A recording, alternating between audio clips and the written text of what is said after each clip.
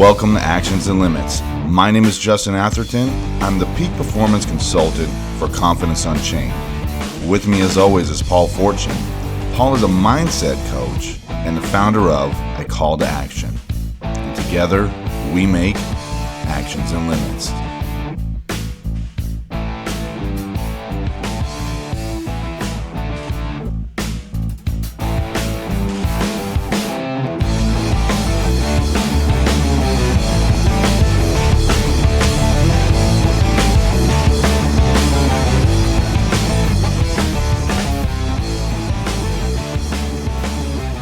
Welcome to the show, the podcast where we talk about the actions we can take and the limits we create. Paul, another week. Lockdown's kind of, getting lifted a little bit across the nation, different states. I know Texas is a little bit more ready to get back, but we're still dealing with some of that. So, So I was checking out your content. I saw a video you posted. Tell our audience about this video because it's a pretty interesting story. Pretty emotional, I think, too, if you sit there and watch it. So share a little bit about that. Well, getting ready for our guest today, Rosemarie, who's gone through a tragic accident. It led me to other videos that were, I don't know about similar, but in that same vein. So I came across this video of this person in the military, left the military, jumped out of a lot of planes and a lot of wear and tear on his legs and knees. And if you see the video and you see him land on one of the jumps, I mean, it looks brutal. And he comes, back home and he's overweight and he's walking with those crutches that you have under your forearms.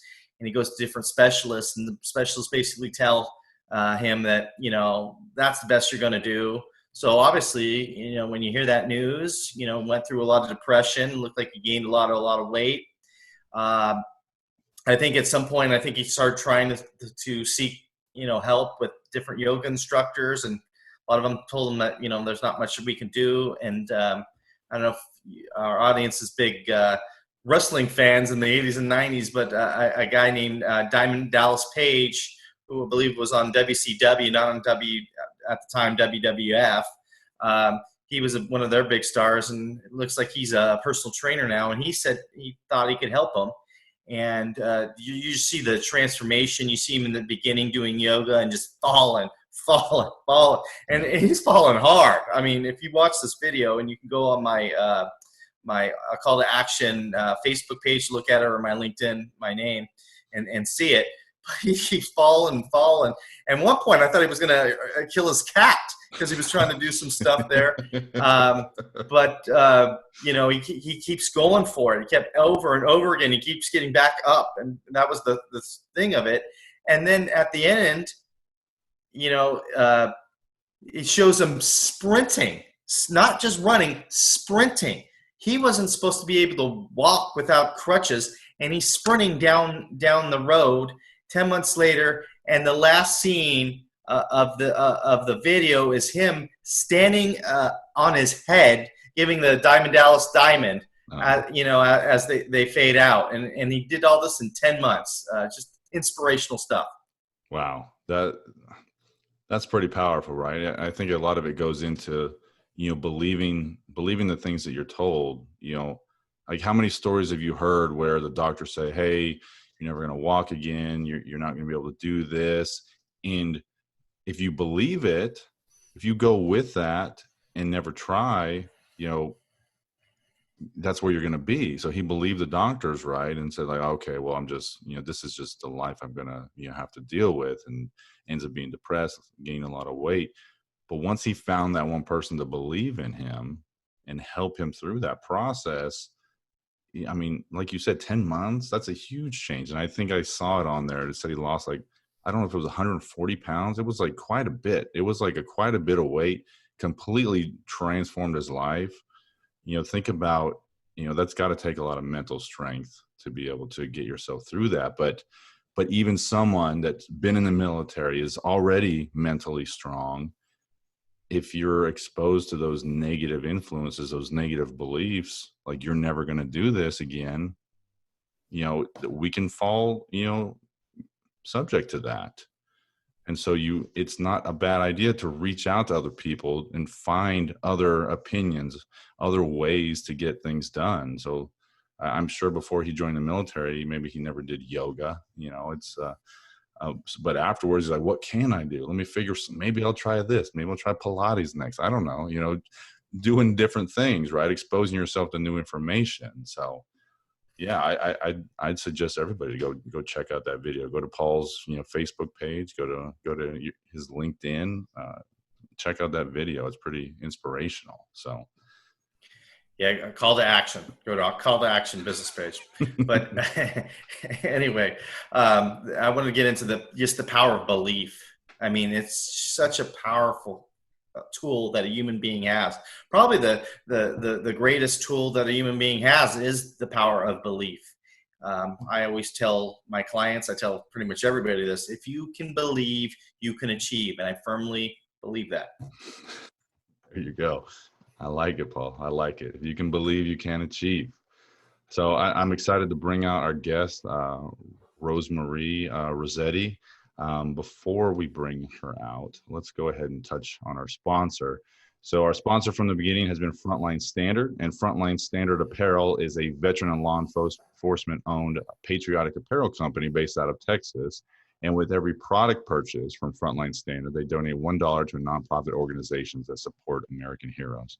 You can find Frontline Standard Apparel on Instagram and Facebook, and they also sell their products on Amazon, Etsy, GovX, and Pomp USA.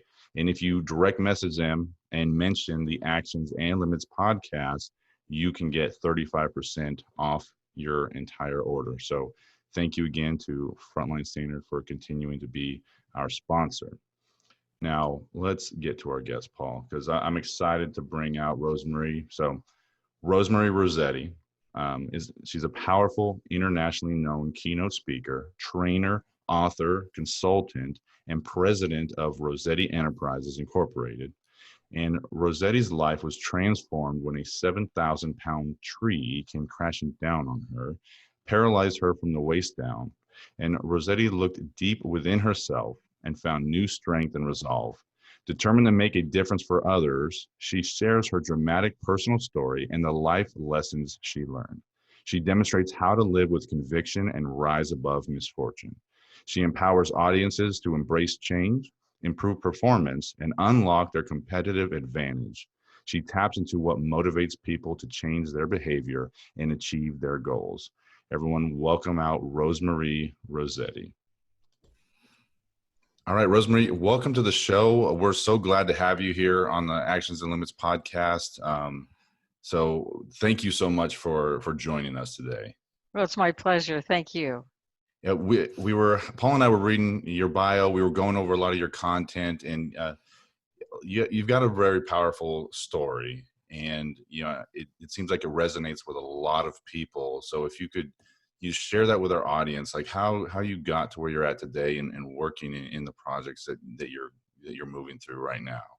Well, I think the story starts on a bicycle path. That was the transition. That was the crisis, the transformation in my life. It was June 13th, 1998.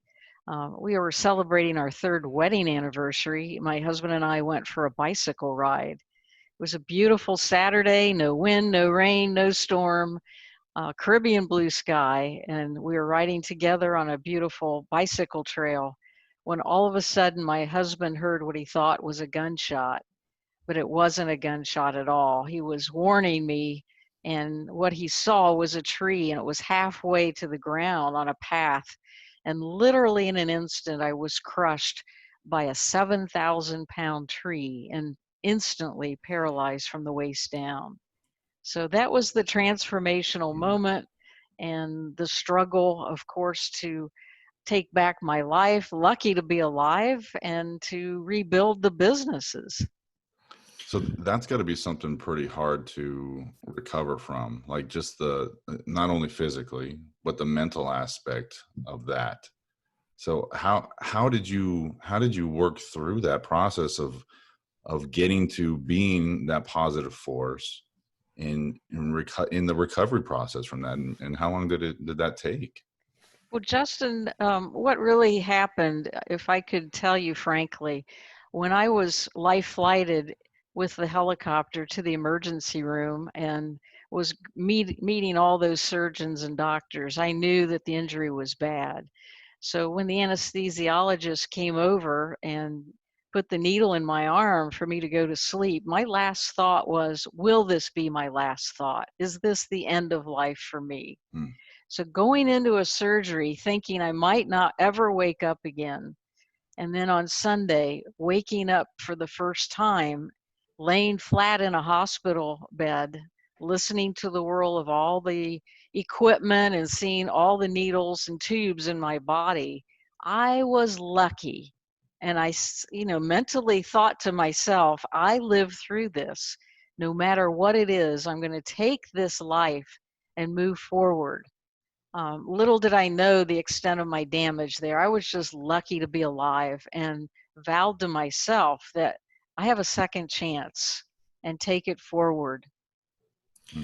You had to have a good support system because I don't think I would be able to get through that without a good support system. So, can you talk about the people that have kind of pushed you through this journey? Well, number one is my husband.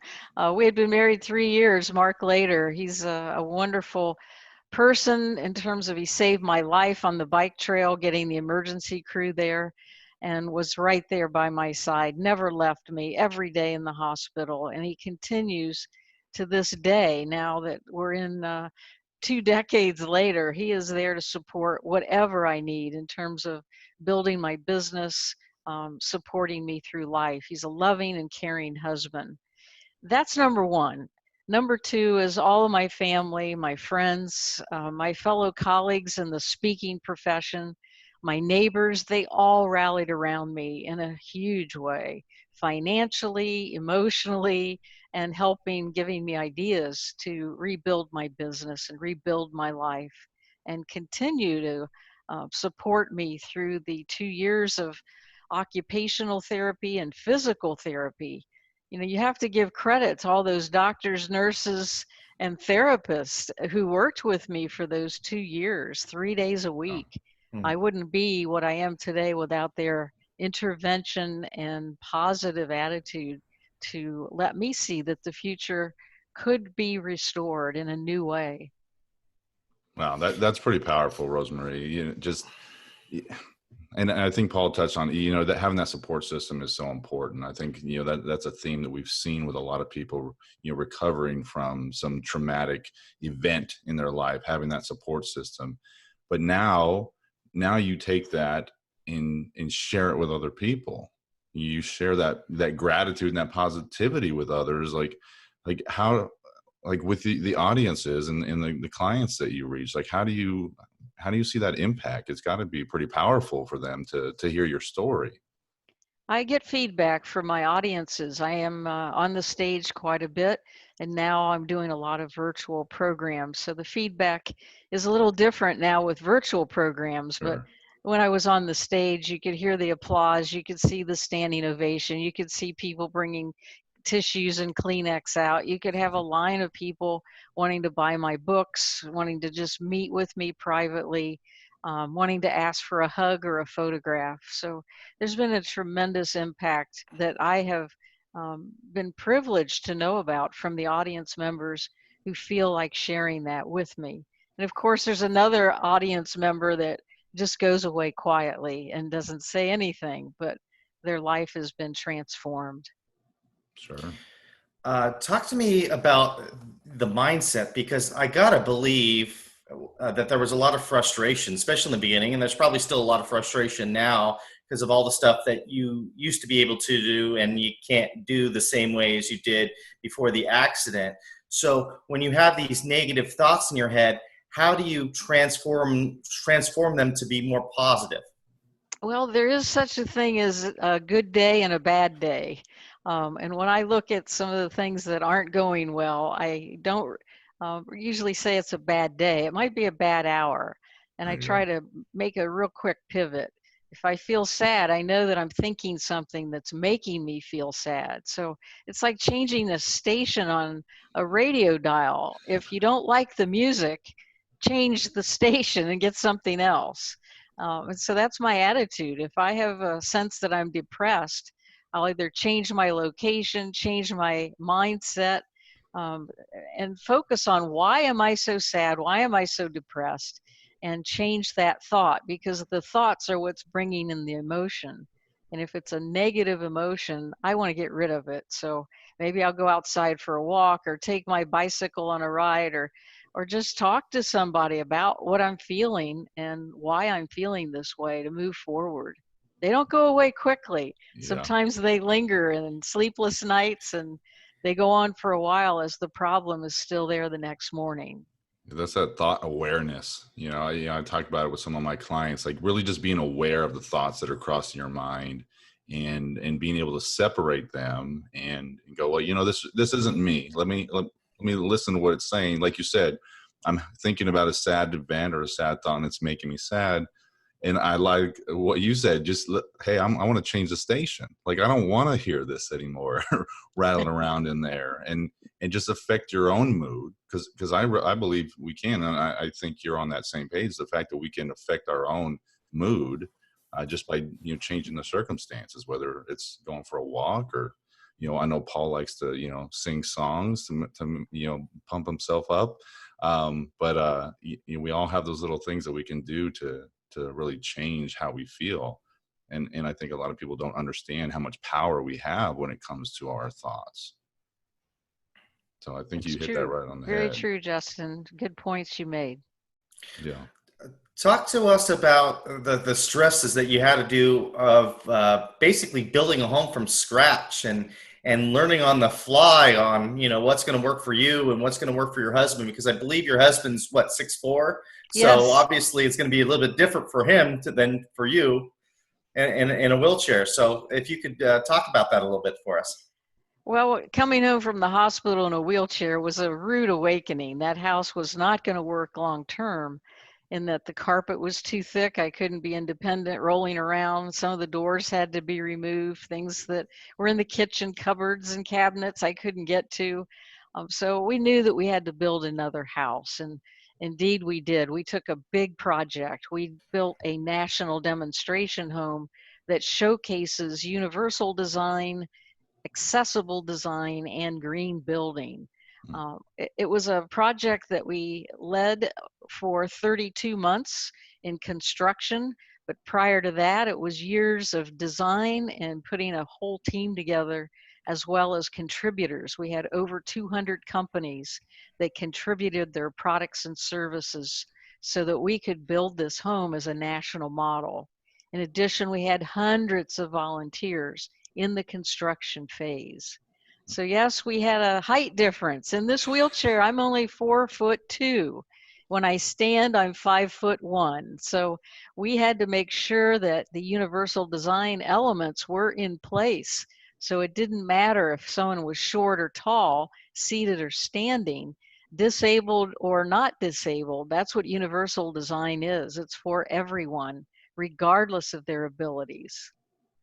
And so is that the main, project that you worked on, is really, working with companies and designing that universal capabilities of homes and businesses?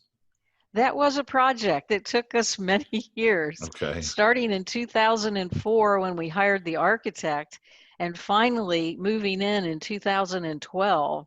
Then we Wow. had finished the landscaping and we finished the lower level, and we opened it to the public in 2014. But it is the top rated home in North America with 3 national universal design certifications and 2 green building certifications. Oh, wow. It's the Universal Design Living Laboratory. If you're interested, you can actually tour our home virtually. We have a website with a virtual tour as well as video tours and over 100 articles about the home. And the website is a simple one. It's just the initials UDLL.com, standing for the Universal Design Living Laboratory, UDLL.com. hop over there and you'll see our home. Awesome. I'm curious, how many homes after yours was built, in 2012 or 2014, how many homes since then that are like yours now?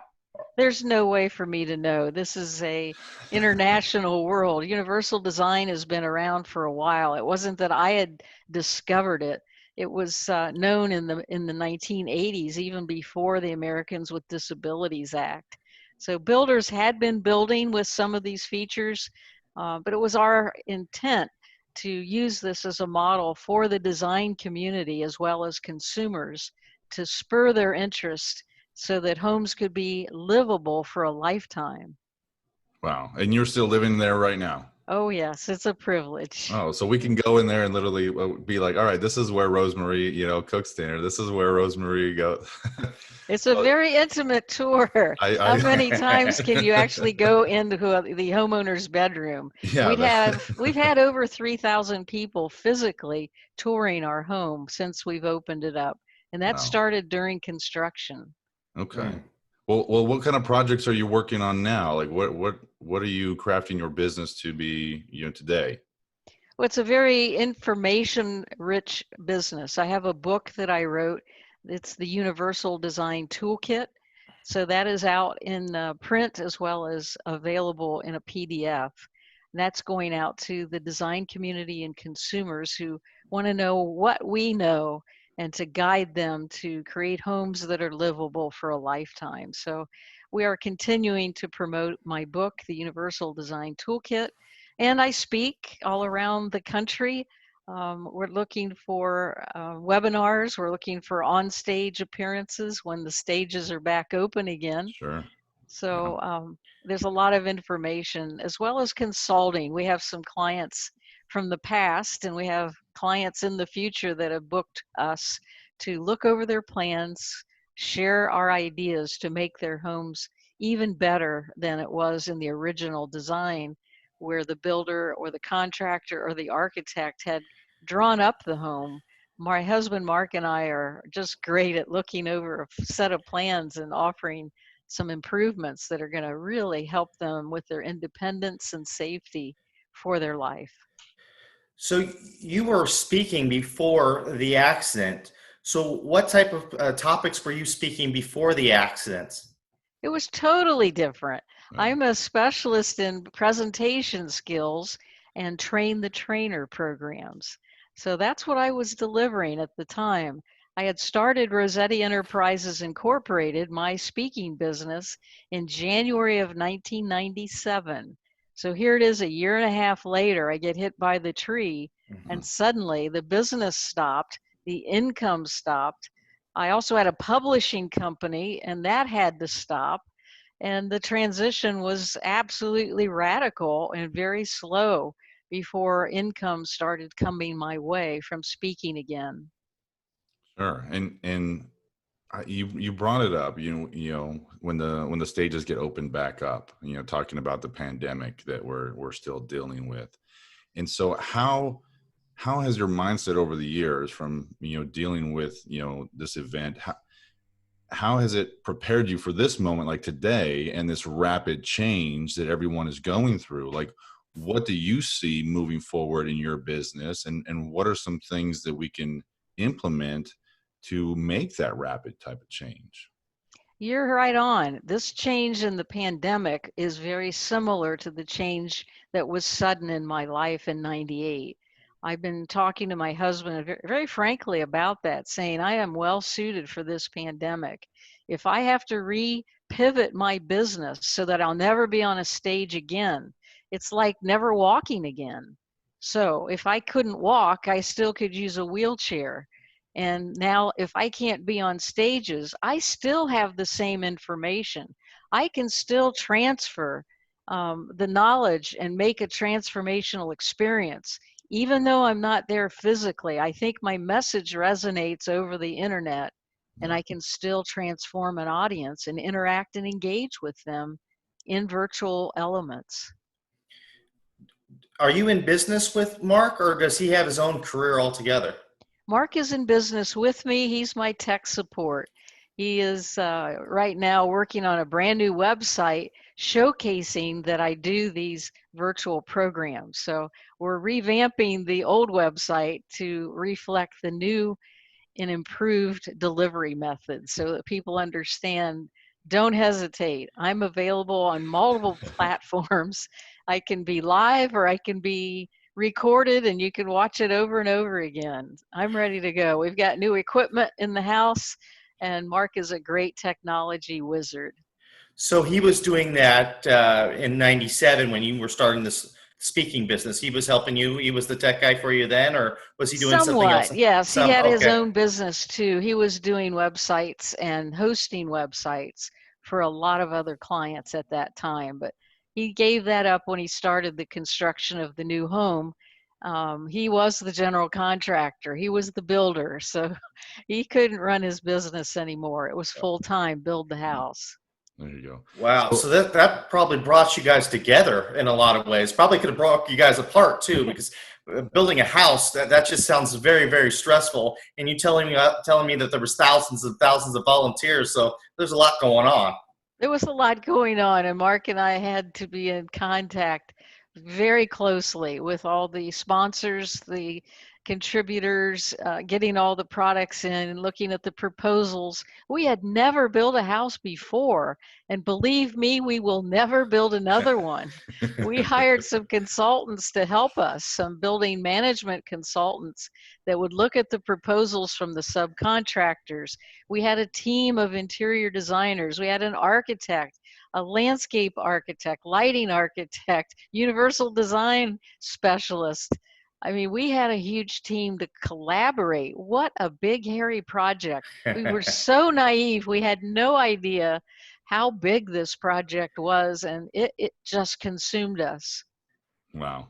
But I definitely see you light up every time you mention Mark. So it's obviously, you guys have been together for a couple decades, and, and working together, that I think a lot of people out there think about, working with their significant other and dread it. But every time you mention it with Mark, you light up. So I have to ask you, what's the secret to that? To like being with your. He is just a kind and wonderful person. I selected someone that had those qualities in terms of his character.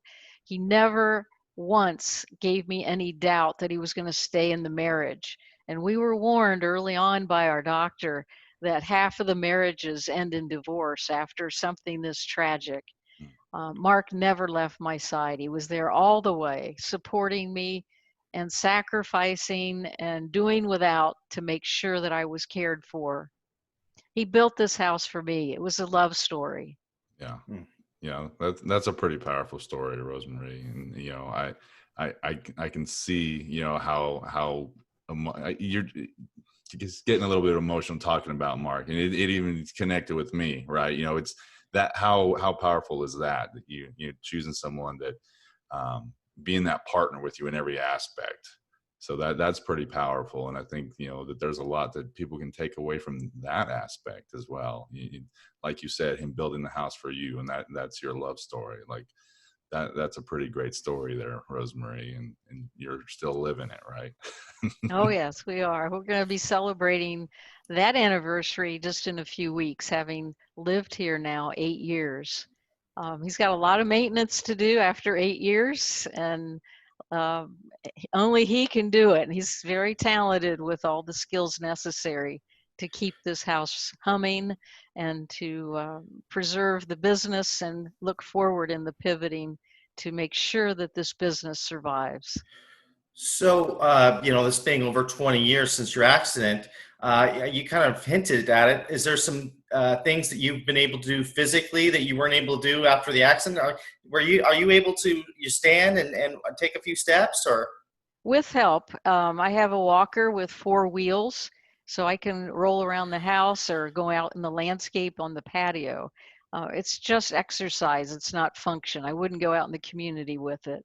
I have a 3-wheeled recumbent bicycle. Now I wear a special set of orthotics underneath my shoes so that my feet are at a 90-degree angle with the ankle, and that supports me.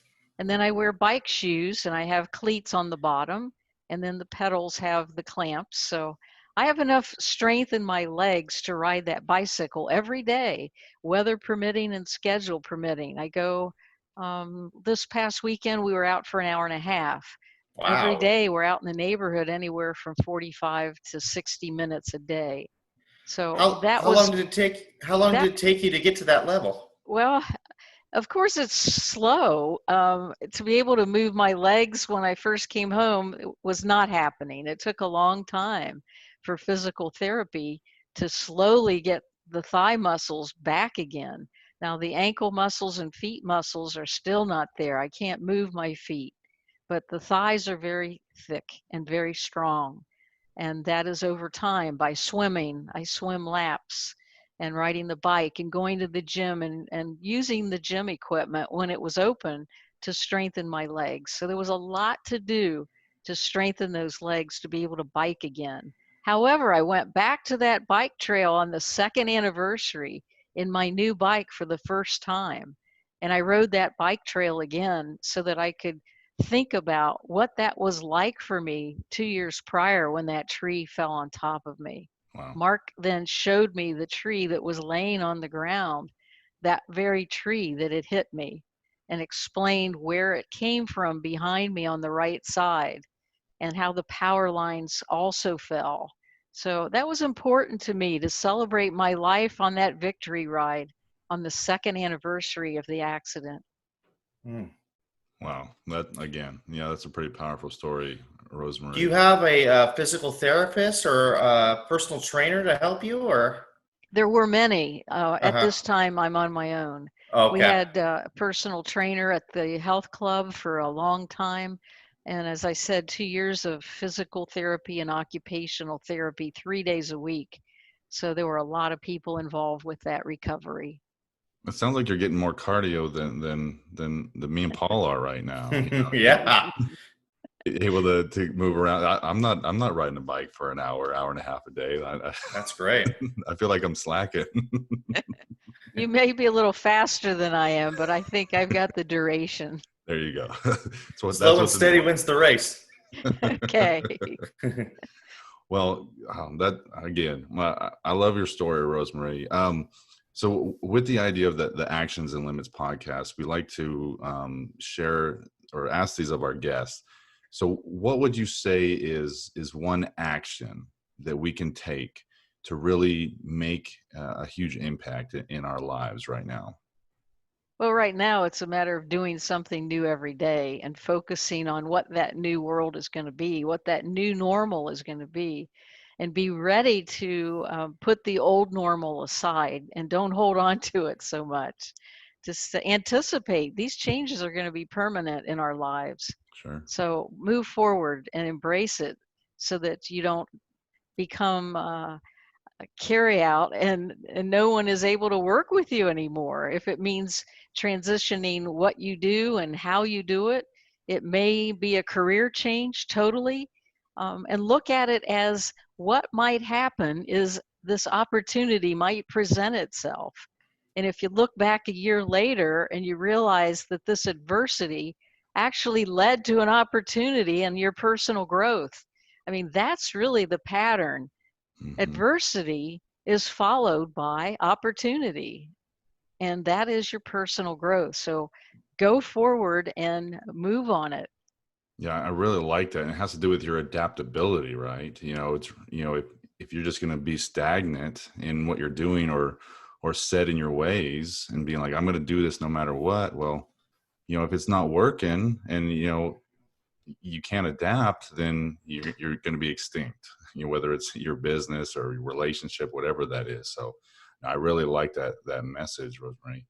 So on the other side of that, thinking about the actions and limits, what would you say is one limit that you see us put on ourselves that we can remove or that we need to remove? It's one big limit, and that is not seeing the possible at all. Your mind is got a shield or a screen possibly, and you aren't seeing big, and you aren't seeing bigger than big. You're just looking too narrowly and not understanding your capacity is much bigger. You are smarter than you think. People like you, And why not you? Mm. Yeah, I like that again. It's that Yeah, that's human. definitely a message that I like to preach. That's Yeah, huge. That rings true to my heart, big time. I was seeing it resonate with you, Paul. I was seeing Yeah, you nodding your head over there. yeah, You're like, oh yeah, yeah, that's exactly. I'm thinking, yeah. okay, Paul is definitely on par with that. So no, thank you so much for sharing that. So what are you working on right now? I know you're working on, because we're doing the pandemic, you're preparing your business for, being virtual. What other major projects you're working on? You working on any other books right now, or what are you moving towards, Rosemarie? Well, I just signed a new contract, and Okay. you're the first to know about it. This Hey, contract is to create a new webinar, and it's going to be airing in August for interior designers as well as architects. And this new webinar is going to focus on the lodging industry, looking at the hmm, guest rooms, making more of the resorts and hotels and motels have universal design features so that more people can enjoy the independence and safety, not just the small number of rooms that are made for accessibility, but I want to go bigger than that. I want to suggest to the architects and designers that these resorts and lodging facilities need to have more features to accommodate, especially the seniors and baby boomers that are out there. They will be out there on vacation at some point, sure. and these lodging facilities will reopen again, and there will be meetings, and there will be people staying in them. So I want them to be prepared with the next generation of designs. That's good. That's a pretty good project to be working on. So where can our audience get a hold of you, or find your content? What's the best way for our audience to get in touch with you, Rosemary? As I mentioned, there's one website for the Universal Design Living Laboratory, udll.com. My main website, where you can see demonstrations of my speaking ability and descriptions, as rosemariespeaks.com. So Rosemarie, ROSEMARIESPEAKS.com. And you can get me by email easily. It's just Rosemarie at rosemariespeaks.com. I'm here in Columbus, Ohio. Great. And we'll make sure to put all your contact information down in the show notes so everyone can definitely get a hold of you. Any final thoughts? Well, thank you both, Paul and Justin. You've really resonated with my story and given me an opportunity to think deeply about my resilience and recovery. So I'm very grateful to you for inviting me to be your guest today, and hope those who are watching and those who are listening can find some way to connect this with your life to make a transformation. Awesome. Thank you so much, Rosemary. We really enjoyed your story, and we enjoyed, having you on our show. So thank you so much. You're welcome. Thank you.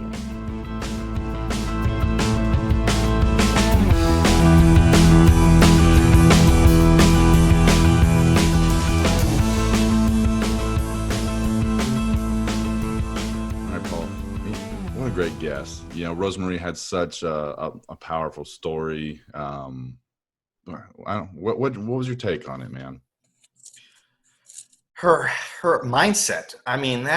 The fact that when she was talking about getting helicoptered off and then having the anesthesiast put her to sleep, and she's thinking that this could be my last breath that I'm ever going to take, or the last time I'm going to be awake. Yeah. And the fact that she woke up, grateful that she was alive, and secondary was the fact that she couldn't move her legs. That's powerful that loved she loved life, and wanted to be alive, and was okay, and I shouldn't say okay with the sacrifice, but was willing to accept the sacrifice to be alive, and to to continue her courtship with her loving husband. Yeah, and I was thinking about there's no way to simulate something like that. Like, you can't put yourself into one of those tragic scenarios and to where you come out on the other side a different person. There's no way to simulate that. And I think she touched on it. She talked about how tragedy really breeds, growth and change. And I believe that wholeheartedly. It could be, it doesn't have to be a physical tragedy or even a loss of someone. It could be, loss of a lifestyle or, career, but there's no way to simulate that. And so the amount that, you get from something like that, like you said, how powerful is that? You woke up, you're like, holy crap, I'm just grateful to be alive. Now, whatever I deal with from this point forward, hey, I'm going to deal with it because I'm just grateful that I'm still here. Absolutely. Crazy. And the fact that she had a great support system with her husband, her crew, the doctors and nurses, it all plays a part because when you're in that kind of situation, I got to believe it's a village that helps you through it, and Sure. building that house. I wanted to ask, I forgot to ask, I wonder if her husband got the general contracting license or just kind of winged it. Maybe he's just winging it. He figured it out Yeah. way, right? Yeah. Yeah. But what a story there too. The relationship between her and her husband Mark. And for those of you not tuned in on YouTube, that just listening, she lit up every time she said his name.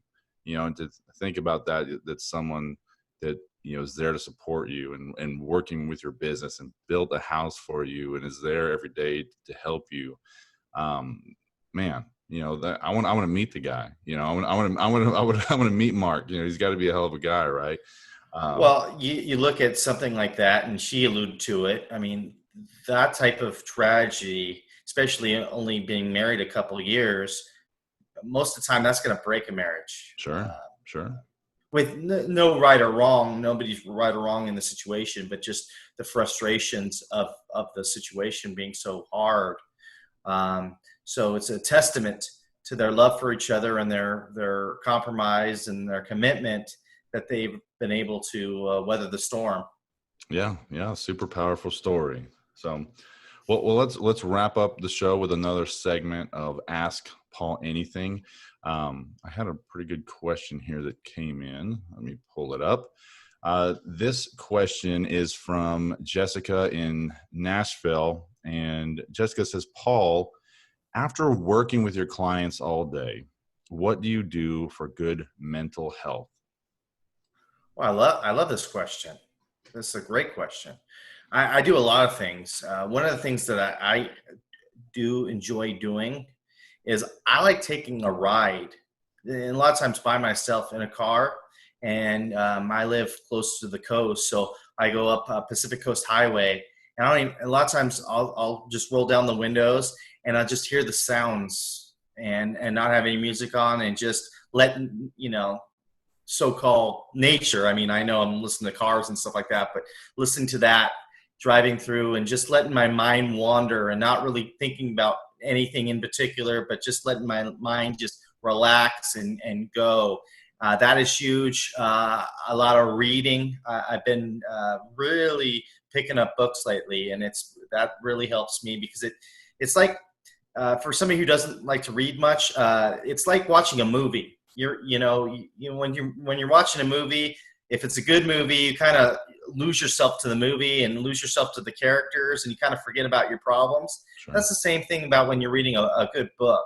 You kind of forget about your problems and what's going on, and you kind of just focus in on the book because you're so interested in it. So those are a few things. And I don't know if you caught it on the podcast, the Daily Bread.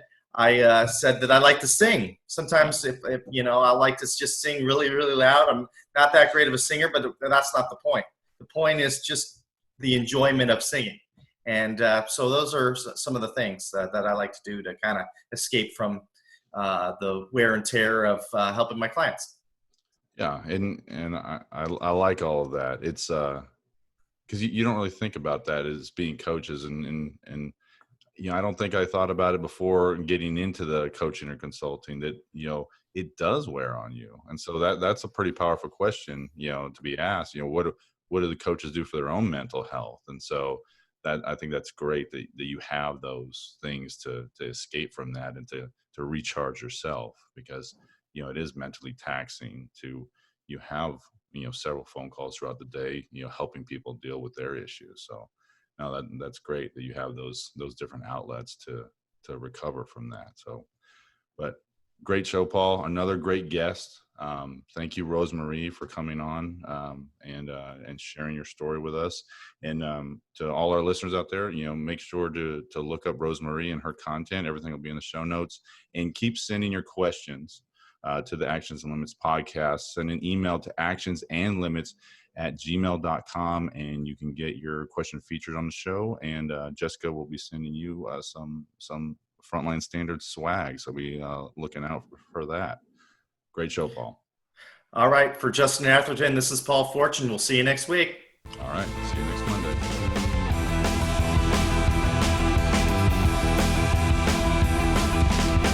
Thank you for listening to the show. Don't miss an episode. Click and subscribe to our YouTube channel. Follow us on your favorite podcast platform, and find us on Instagram and Facebook under Actions and Limits to stay updated on all our upcoming content. Continue to email the show at actionsandlimits@gmail.com for our segment Ask Paul Anything. Thank you for listening. We'll see you next week.